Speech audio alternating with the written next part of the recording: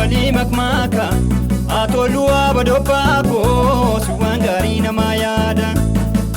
lammiinuu garaa jabaatee badiisa walii makmaaka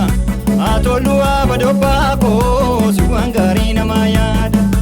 suwaan gaarii namaa yaada suwaan gaarii namaa yaada suwaan gaarii namaa yaada suwaan gaarii namaa yaada.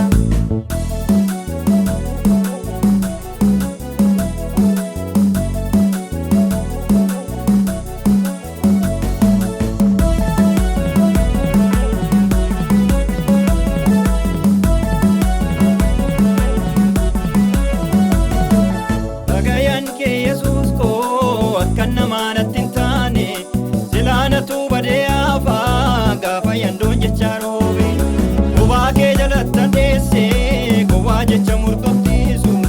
namni wabii godhaate jecha biddoo sangadhiisu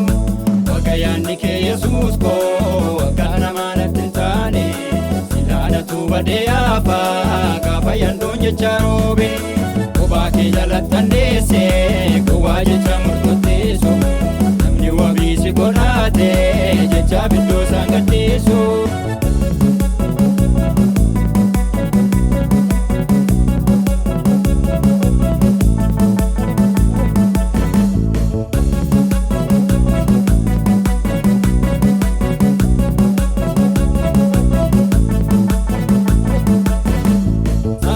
Afa guddaa